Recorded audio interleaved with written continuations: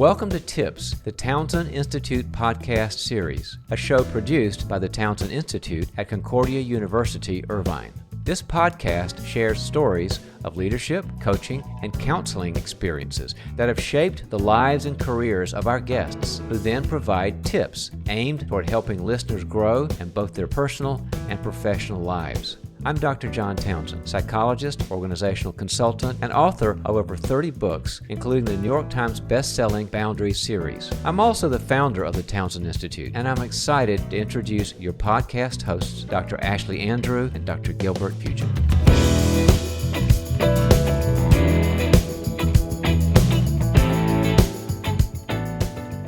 What a great day it is for another Tips episode, and this one is full of coaching, leadership, and may even help our listeners go from 0 to 7 figures. The title of his latest book. Sign me up, Gilbert. I'm in. In addition to authoring books, Anthony Flynn also serves as CEO of Texas-based Covenant House, providing shelter for homeless, abused, and abandoned youth. His years of work as an executive coach and business consultant have landed Anthony gigs with some of the biggest organizations out there, including Google, ESPN, Coca-Cola, Morgan Stanley, and Microsoft. Not to mention Harvard and Facebook. We are proud to also have Anthony as one of our Townsend Institute Fellows, regular speaking and pouring into our students. Anthony's infectious personality and incredible success have dubbed him the amazing CEO, and we're excited for all of you to hear more of Anthony's amazing stories and tips for success on today's episode. So let's get started.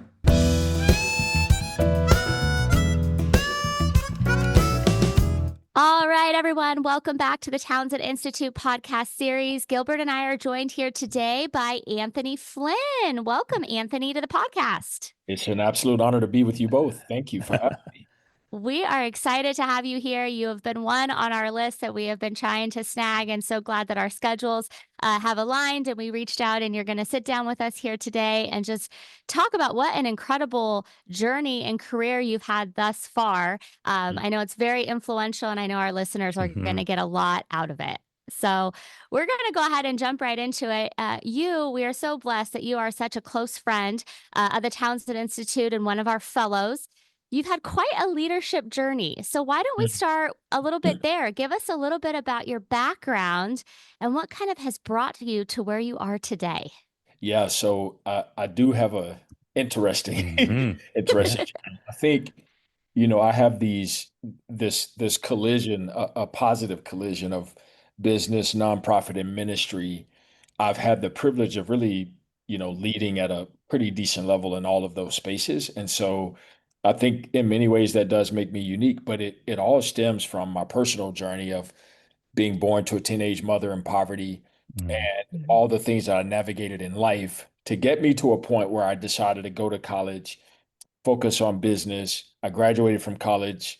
I had the privilege of being student of the year in my major, intern of the year, blah, blah, blah, blah, blah. I only bring that up to say that as a kid born in my conditions, I thought that success and money were the answers to life's problems.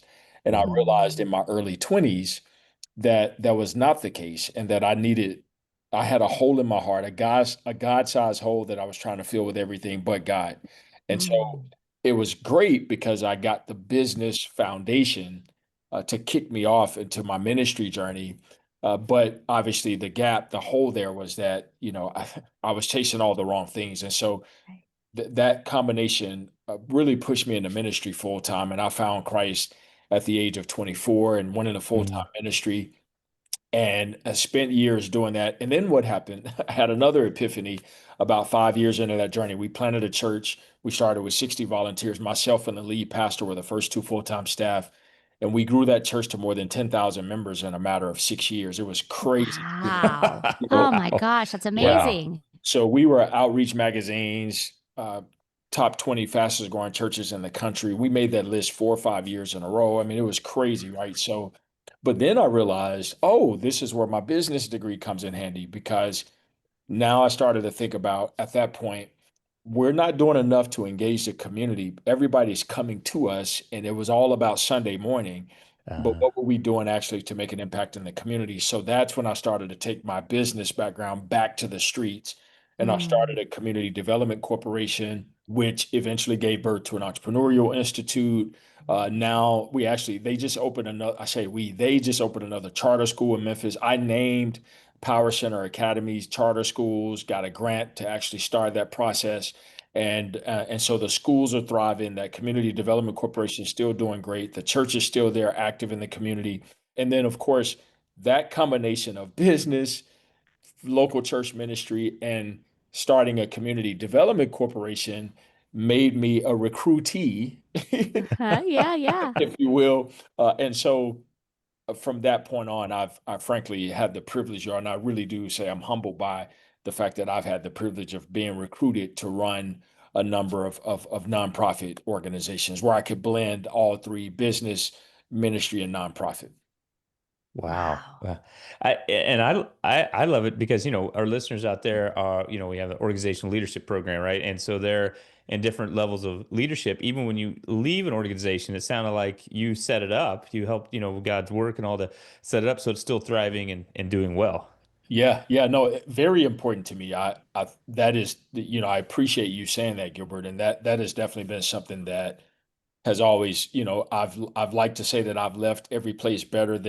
better when than what it was when I got there. And, it's been fascinating Hmm. because at every step of the way, I've literally given references now in this case, because I just stepped into yet another CEO assignment just about 100 days ago, and I was able to give references all the way 20 years back, you know. Yeah. So yeah, so it's been really cool.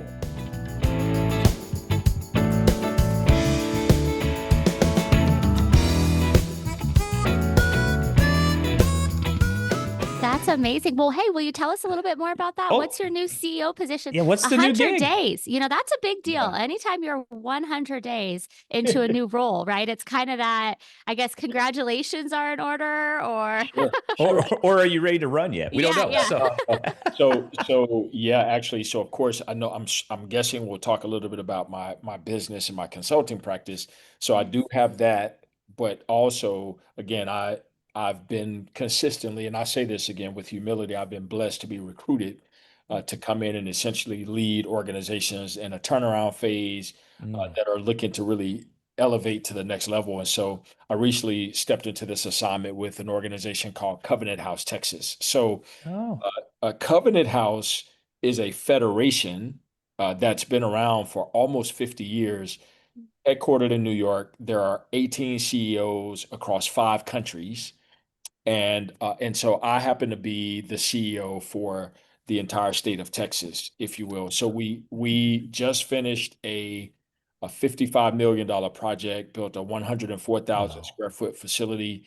It was incredible that the board and previous leadership really drove that process, but they had a bit of a rough patch maybe a year and a half or so ago, and decided to go in a different direction. And so there was an interim CEO in the role for slightly over a year. And so as they were completing this $55 million project, the question was, how do we, can we find a CEO that can sustain this operation? Because it takes about $10 million annually to operate this Mm. facility, right? And so we got about 60 million on the asset, in assets overall, and we're looking to expand. I actually, without me disclosing too many details, Yeah, yeah, yeah. we are going to be expanding to Dallas. We have about a $30 million project that's in line with a strategic plan to do that in the Dallas area. And so yeah, so I was blessed to be the one that they chose to step in and say, "Hey, Anthony, can you really help us take, this big, beautiful edifice that we've created?" By the way, missionally, just I didn't, it just dawned on me, I didn't share missionally. Missionally, we provide love, shelter, and hope for youth facing homelessness. So think of Oh, 18 to 24-year-olds. Mm. So the pipeline of helping them escape homelessness and move toward the journey of economic stability. And again, man, I love it because it literally blends my background. They yep. really needed a business minded CEO when you talk about a $55 million structure, with a $10 million run rate in year one. Honestly, I see us getting to, 13 to 15 million in the next 3 to 5 years. With 8 to 10 years out, we'll easily be a $20 million organization in terms of annual operations. And so, with multiple sites and blah, blah, blah, blah, blah. So yeah, so you need a business mind that can really drive that kind of growth and scale. But yet, because of my personal story and journey, I'm so connected and so interwoven Yep. to the actual mission and to the youth That that we serve. Yeah. I Yeah. was gonna Yeah. say the ministry and mission heart has to be there as well, Yeah. in addition to the business mind, right? Yeah. Yes, yes. Yeah. Sorry for being so long-winded, Ash. Oh no, I could definitely tell when they hired you as CEO, they didn't go, oh well, just kind of keep it going the way it is, right? I mean, they do right away. They're like, Anthony's he's gonna blow this up. It's gonna be great. So, well, you also recently wrote a book entitled Zero to Seven Figures. Sounds like this really plays into your CEO work and your consulting work. Tell us a little bit what inspired you to write this book and what it's all about. Yeah, absolutely. So actually, it's interesting because, all right, being a man with my story and background, what often happens that I think I took for granted, honestly, and again, glory be to God, is that and I'll be explicit in saying this, like being a black male from my story and background, what has happened is I started getting reached. So many people would reach out to me from urban communities, communities of color, and say, hey, Anthony, we don't often see someone with Uh-huh. your story and background leading organizations, at this level, raising money at this level, et cetera. So, hey, will you mentor me? Will you coach Mhm. me? Will you? And I'm like, I don't have all the time in the day to coach every single person that asks me to coach them or mentor every single person that asks me to mentor them. So my whole thought was it was twofold. I have my wife and I, we have two kids. They're both adult age college students.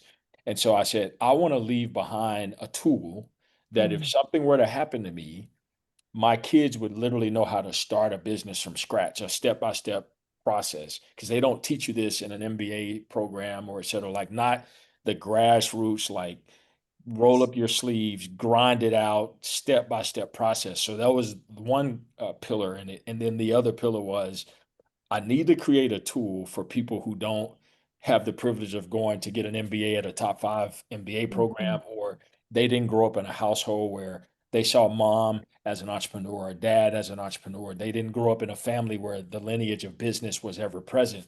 And so this tool is a really simple way for the average everyday person who's never started a business before. They could literally pick this book up and literally go step by step Mm. through the process of starting a business and scaling a business. That's amazing. I mean, you just provided them a blueprint, right? I love that. I mean, you always talk, Anthony, you've talked about in your books, and I know on your website and stuff done that you're the one who he's all about getting stuff done. And I love that, especially that leadership approach. And like you said, here are the actionable steps to help you get stuff done from zero to, like you said, seven figures. Wow, that is really, really cool. I love that. You also write in the book, we loved this quote. Most people know more about the company they work for or their business than they do about themselves. Mhm. Can you unpack that a little bit, that self awareness that clearly you Yeah. have? And it sounds like you're really trying to get into the minds of others. Yeah, it's so fascinating. I didn't always have it. Yeah. No, no, not No, from the not born with womb. that, huh? Yeah, to be very Yeah. clear. And hey, if you ask my wife, she may tell you she's not sure I You're still. still working on it. I love it. Yeah, but no, no, what happened again? Just because of my personal journey, you know, I have invested, and this is not an exaggeration, y'all. I probably invested between 40 and $50,000 in personal development, like therapy, coaching, Yeah. just personal development, in my time. And as I have grown, I have learned so much about myself in terms of my gaps, my barriers. It's Mm. funny, even when you said I was chuckling because I went through this long-winded explanation, and Ashley's like, "Oh yeah, you created a blueprint." And it's like, Yeah. yeah, that's pretty simple. I could have just said I created a blueprint, but Yeah. Yeah. right. So the point is, like, I've got all these blind spots and these Yeah. barriers and all of this stuff. And because I really am now in touch with a lot of that. Mm. I feel like I've been able to be successful because I'm honest about that. 100%. I mean, really, I think that kind of goes in line with a lot of what we even talk about in the Townsend Institute. When it comes to leadership, that idea of vulnerability, Yes. right? Being Yeah. honest about what your blind spots are and then working on them, right? Hmm. Because, so many times I think over the years, a lot of leaders, especially, think of vulnerability as being a weakness, right? Mhm. And luckily, the research and people like you show, well, no, it's just, you know where your strengths are and you know where maybe some of those challenges are. And then you find the people, right, to kind of fill those gaps for you a little bit. Yeah, so quite you're right. And I've been able to, in my mind, be successful because I've stepped into these organizations and gone, oh, okay, I know the 3 or 4 levers that I can pull where I can actually directly make things Yeah. happen. But there's 15 other levers where I don't have the skill set or the Mm. wherewithal. So I need to hire. Yep. And I literally do hire people who are, it's not just a statement, it's not cliche. Hire people who are smarter than you to do the Mm-hmm. things that you are not great at. And That's I good. have I have probably my greatest asset is recognizing my weaknesses and Mm-hmm. and literally hiring people and surrounding myself with people who are better than me, smarter than me in areas where I know I'm not that great. And so you asked me to unpack it. I want to make sure people don't think I missed that. No, that's great. The Yeah. unpacking of it is that we will oftentimes step into organizations, step into business, step into institutions, and we study our curriculum, we study our academic work, et cetera, but we don't actually take the time to study ourselves. And so I know myself well enough to quickly say, oh, I can't help you with that. Yeah. And it's not an issue of fear. It's not an issue of me running from a thing. It's more because I'm one of the most audacious in terms of taking risks. You know, Right. I'll take risks every day of the week, but I'm wise about the risk I take, knowing that if I'm going to take this risk, I better have somebody on my side, people beside me, behind me, and in front of me who I can take these risks with, who have greater assets to offer, as Mm-hmm. we collectively take a risk versus me thinking that I'm king of the hill because I'm operating out of my blind spots. And so most people spend hours and hours studying their curriculum, studying their job, studying their company, especially CEOs, because I work with a lot of them, and they're completely out of touch with reality for Mm. themselves and or for their families or whatever the case.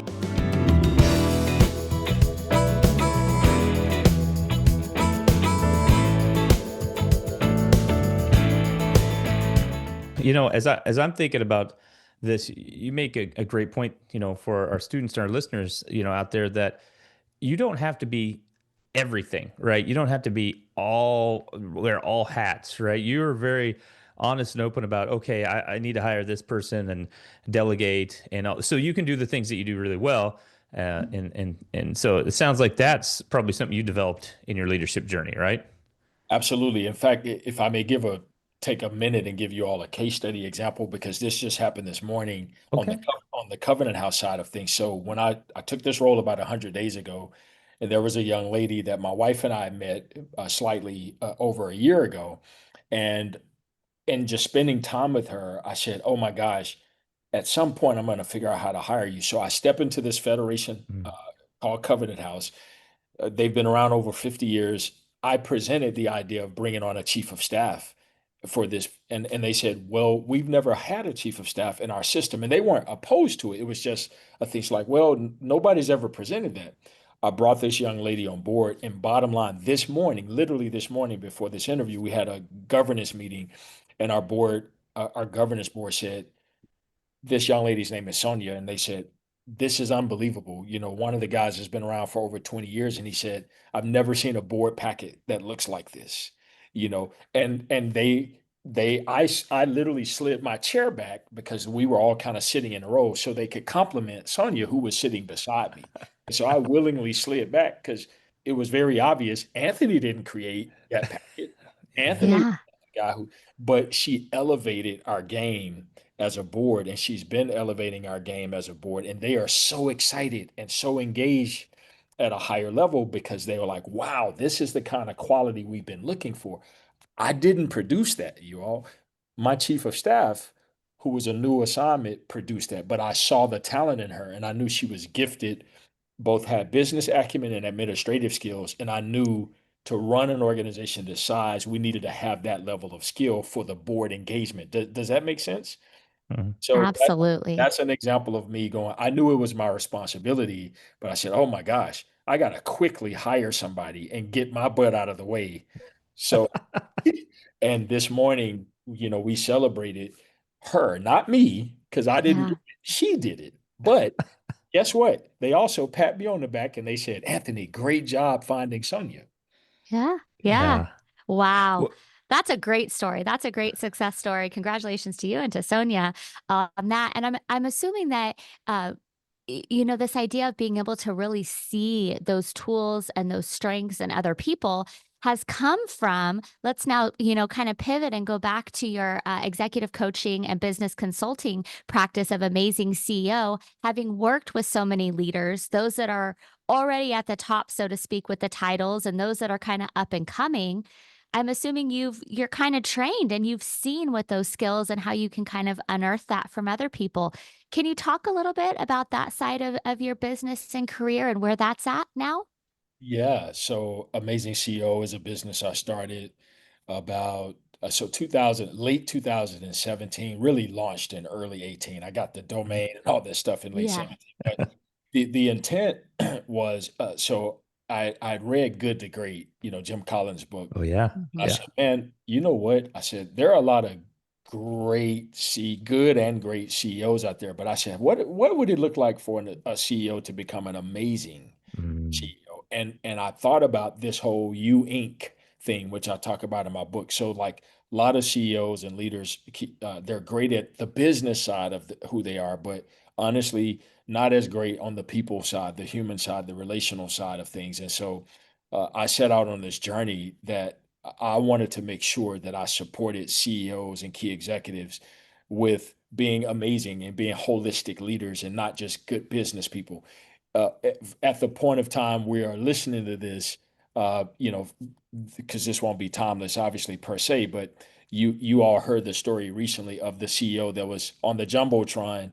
oh Yeah. Oh, yeah. yeah. Yep. Yeah. Yep. The Coldplay. Yeah, the Coldplay Okay, concert. Yes. exactly. Right. So that would be an example of, hey, you may be a great operational CEO, but maybe not making the best decisions in terms of life and how it's going to impact all the people around you. And so I launched the business with that in mind. And you're right, Ashley, as a result of my initial work, I started to see patterns where I could add additional value and I saw blind spots. So I saw great things happening, but I began to see a lot of blind spots. And you're right, it made me more perspicacious toward Anthony, pay attention to these things because you're seeing so many CEOs fall at the demise of these things. Mm.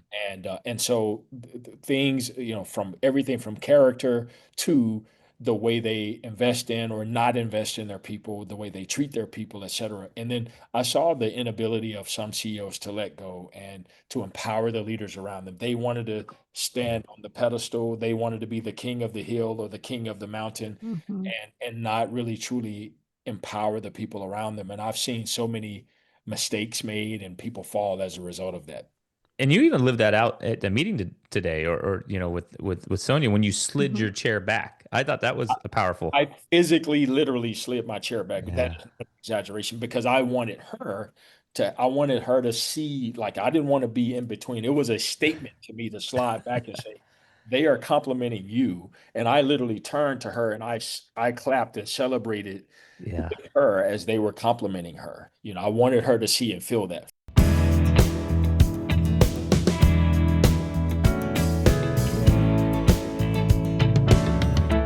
As we talked about, you've gone on this leadership journey, right? Over the years, decades here. What's maybe one thing that you've changed your mind about regarding leadership after all of your work that you started out here and now you're there? Yeah, it actually goes back to when I made that turn for that Ah, pivot for following Christ, where I thought Yeah. that being a great leader was all about the bells and whistles of who you were on the outside. of how people saw you, how people perceived you.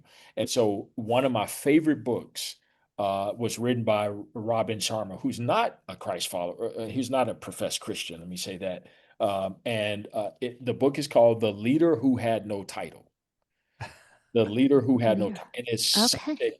it's such a powerful read about leadership, coming from the posture of service Mm. and the posture of not leading with your title. It sounds so simple, but it's a profound, profound read. And I love it because it really kills the whole conversation around, people wearing their title as their Yep. badge, and people wearing their degree or their progeny or their lineage as their badge. It's like, nah, man, he who wants to be first must choose to be last and be the servant of all. He who is greatest among you really is your servant. And Yes. so I had to learn that the hard way because I didn't grow up that way. I grew up, Right. Hmm. a dog eat dog, right? Like Yeah. Yeah. survival of the fittest. That was kind of the what I was taught in business school, right? And if you think about capitalism, by definition, capitalism really is all about individuals and businesses looking to earn a profit. And unfortunately, in many cases, it comes at the expense of humanity. Yeah. I believe capitalism is the best system in the world, but it has its flaws. Mm-hmm. And so for those of us who are trained in capitalism, when the character is absent, then people Then you take get in on, trouble. Yeah. yeah, take on some unhealthy characteristics. I love that. Got to have the character. And that's a big piece of our model here at the Yep. Townsend Institute is we talk about our 3 C's. We've got the competence piece, right? You're going to get the book knowledge. You're going to know the theories, come out of our programs with a degree or certificate. Connection piece with ourselves, with each other and our professors, but that character piece, right? And Mhm. that's the character piece that has to be nurtured. Sometimes even more when you climb that leadership chain, right? That character starts to sometimes dwindle. So that's amazing. I'd love to ask a question. You mentioned your children. You have two adult children now that are college age. So I'm sure kind of the impetus of where they're heading career wise down the line. What does the dinner table look like in your home? So they come to you. They're amazing CEO dad, author, right? And here you are with Coca-Cola and all these big companies, Yes. consulting and you had TED Talks and you're out there. What kind of advice though do you give to your kids, right? Because chances are you're not just handing them the book, but hopefully they've read it. But what kind of advice are you giving them at the dinner table? They definitely have not read my book. To be clear, they Oh, don't. well, that's what's coming for Christmas, right? A Yes. little Oh, a signed signed copy. copy. Ash, they don't give a you know what about my wife and kids are. I'm literally. I mean, yeah, Anthony, take out the trash. Yeah. And it's just honestly, I mean, Yeah. and I say it in fun, but no, really, I Yeah. I I try to lead by example by the Okay. example that I set for the clients that I work with. So honestly, I think what I teach my kids is probably very, very, very counterintuitive to the average person. I literally, this may, for people who are listening, buckle up because I tell my kids, I actually don't care what you major in. I don't care what I'm more interested in two things: the character you build Mm-hmm. Mm. and in the leadership you work under in your first 10 years after college. Oh, Oh, leadership. Oh, yeah. wow. Because to me, that those two things are what set the trajectory of whether or not you will find joy and fulfillment in life. And to me, the leadership aspect of that, right, is if you work for a leader that or leaders that don't put lids on your potential, but that celebrate. So I say go where you're celebrated, not where you're tolerated. Yeah. So I just want Love my that. Yeah.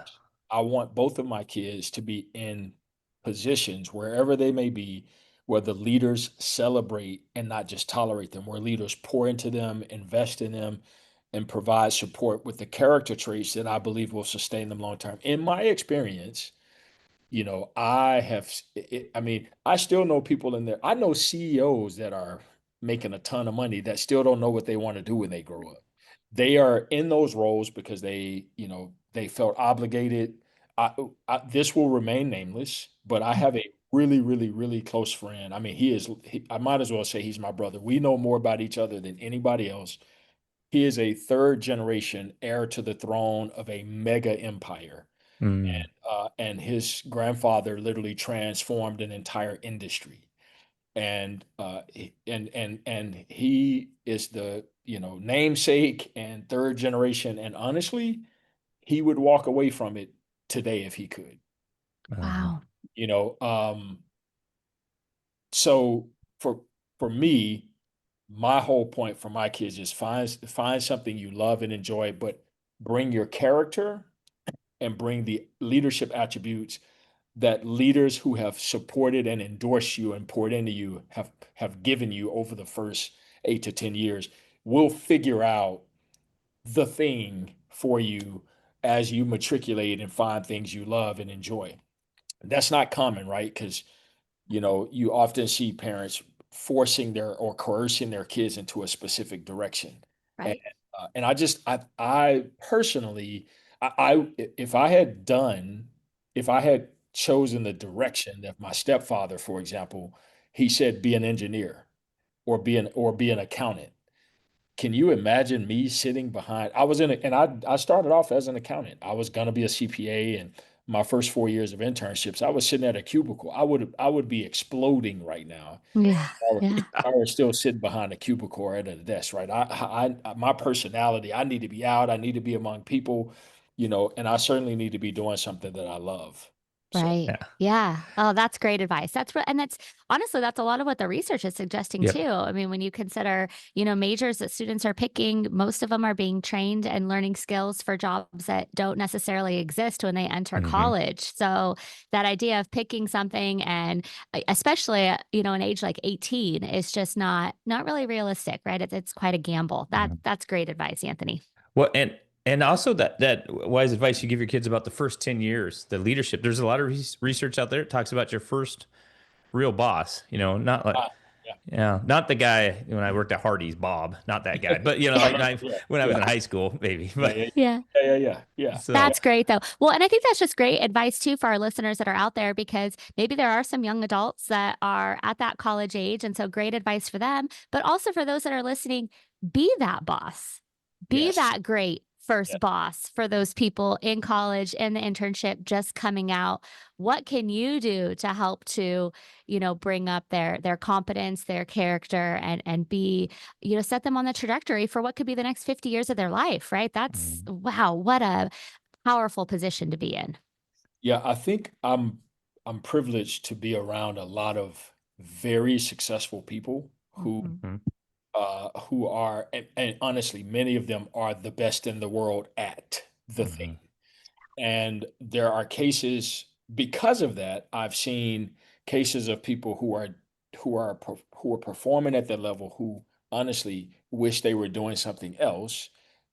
At the same time, I've seen people who are performing at that level who are doing something that feels completely counterintuitive to culture. And it's like, oh my gosh, you're making millions of dollars doing that because you were bold enough and brave enough to dare mhm, to do something that didn't exist before you came up with it. Yeah. So if you think about it, right, like a lot of the inventions and a lot of the things we celebrate in our culture came from people who dared to do something that didn't already exist. They did it out of a love or a passion for a thing that came from the inside, not necessarily because they followed a conventional or traditional path.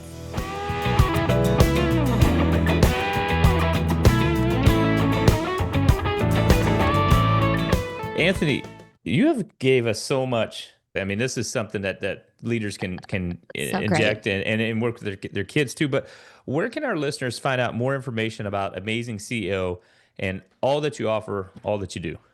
Yes, sir. So, of course, amazingceo.com, but follow me on LinkedIn because I share a lot of content on Mm. LinkedIn. By the way, right as we jumped on, I sent both of you LinkedIn requests. Oh, uh, great. Yeah, there we go. We're connected. yeah, but yeah, that is, and then I have a alias at Coach Anthony Flynn on Instagram, Coach Anthony Flynn. So Okay. yeah, so that's simply put where people can find me. And the book's available as well. So order the book online, also available on Audible as well for our listeners out there as well. Well, Anthony, this has been awesome. Just such wealth of knowledge and just amazing work that you continue to do. And we're excited to be a close connection with you here at the Townsend Institute. We end all of our episodes with a takeaway tip. So what's one tip you want to leave our listeners with today? Yep. So don't overestimate who you actually are at the expense of underestimating who you have the ability to become. Wow. Yeah. Mic drop. Yeah. That's a good I one. mean, that really resonates, right? Don't overestimate who you are and underestimate who you can become, right? Yep. Yeah, Yes. who God has created you to be. Well, Anthony, thanks so much for taking the time for being here today and to just share with our listeners some insights and what God has been doing and leading you to in your life here. Thank you both so much for your time. It's truly been an honor. Thank you. Absolutely. Take care, Anthony. If you enjoy the Townsend Institute podcast series, head to our website at cui.edu/Townsend to find out more about the certificates, bachelor's, master's, and doctoral degrees offered through Concordia University, Irvine. With programs in mental health counseling, executive coaching and consulting, and organizational leadership, we have a variety of faith-based programs dedicated to helping you fulfill your academic and professional goals, all the while furthering your competence, character, and connection. Again, that's cui.edu/Townsend.